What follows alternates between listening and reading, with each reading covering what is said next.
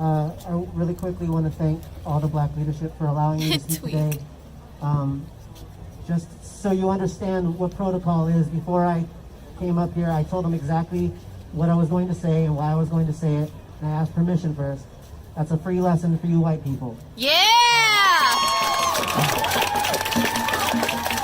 Hell yeah!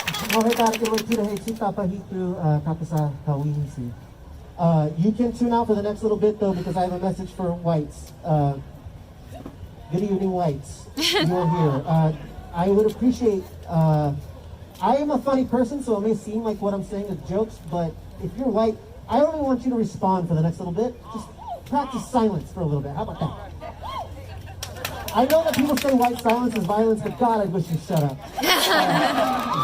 You think it's a joke, it's not a fucking joke. Shut your goddamn mouth. So, I woke up today really fucking angry. And I'm angry most days. I said I'm not a very hopeful person. But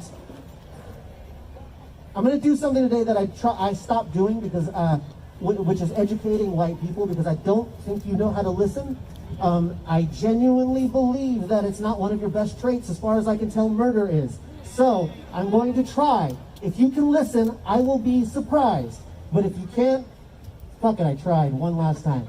For the rest of you, again, you can tune out, fucking do whatever you gotta do. White people, I had the good fortune to go to Standing Rock for a little bit, and I was there right before all the white people showed up. There was probably like 5,000 Native people. It was one of the most beautiful things I've ever seen in my entire life. Thank you. It was one of the most beautiful things I've ever seen in my entire life. I'm from a Native community, and I still have yet to experience anything like that, where a wonderful friend of mine likes to say that we weren't free yet, but we could see what it looked like. And it was wonderful. It was a beautiful place. And then over a weekend, white people showed up, and you fucked it all up. You fucked it all up so fucking fast. It was unbelievable how quickly you decided that you needed to help. And you know what you fucking did? You colonized the goddamn movement. You fucking took charge. You decided that you would help with the groceries. You decided that you would help with the protest. You decided that you needed to be in the fucking front. And you know what you did? You sucked the life out of us. Because you don't know, even in trying to help, you don't know how to do anything but consume. And I hardly can blame you, because I don't know when your soul died, but it was a long time ago. You have been killing people for so long that you don't know how to care. And I need you to understand that there's not much. You can educate yourself all you want about whiteness. You can read that fucking book by Robin DiAngelo, a white woman who said white fragility, which I don't know about you, but white fragility fucking hurts. It fucking kills. It kills us. So it's a very convenient thing to make money off of. You can educate yourself all you want. You don't need to know that much. You need to know that whiteness is not innocuous. It is tied with white supremacy to its very core. And being white is not okay. I don't know if I need to tell you white people anything else, honestly. That should do it. Work on your shit. Most of you, honestly, you want something you can do, cap your salaries at like $45,000. You give the rest to fucking black people, okay? Give it to black and white people. Just do that.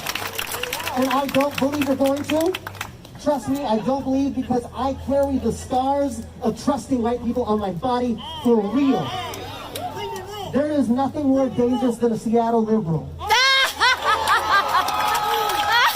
Again, white people, I don't want you to cheer, because I'm talking about you.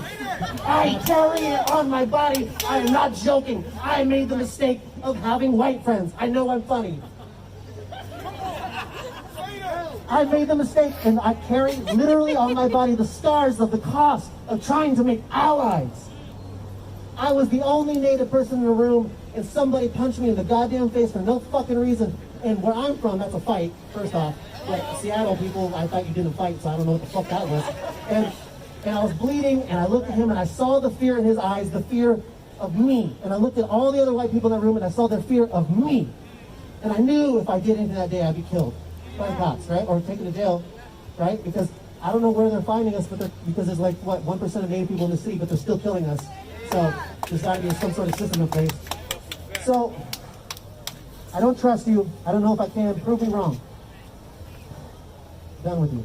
Okay, people of color, I'm gonna, a quick message. I love you so much. I'm so sorry for that. This is a really quick lesson about what you can trust and what you can't. The biggest, oh, I completely missed my thing because I got pissed. The other reason I'm mad at you white people today is because this morning they got into the police station. Where were your bodies then? Huh? You can't hold arms in front of a door?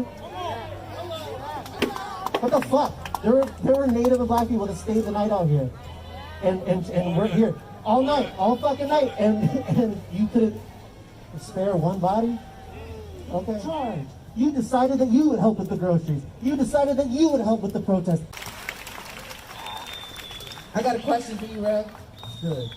So, sometimes we talk about this word abolition.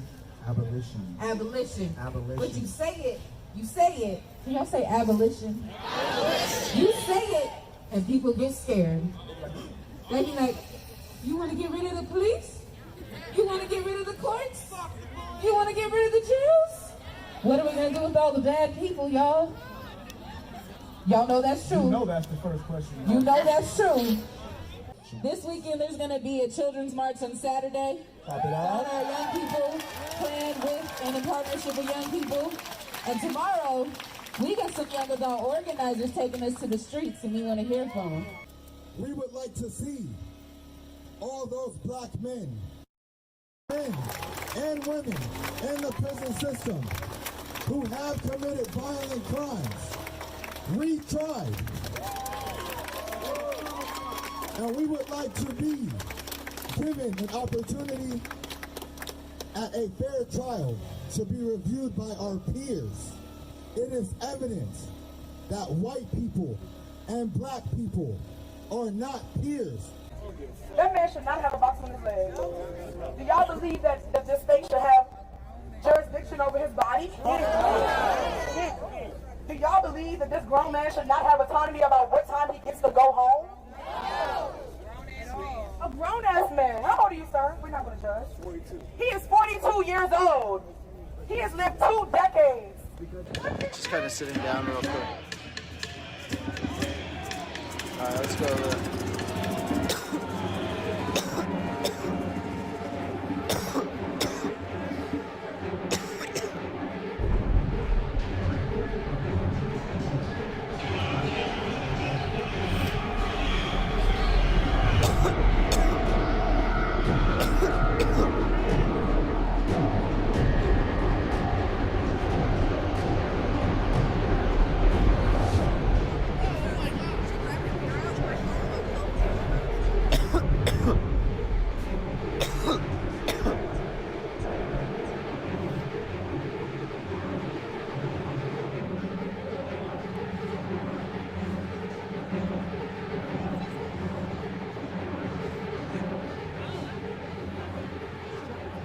Huh?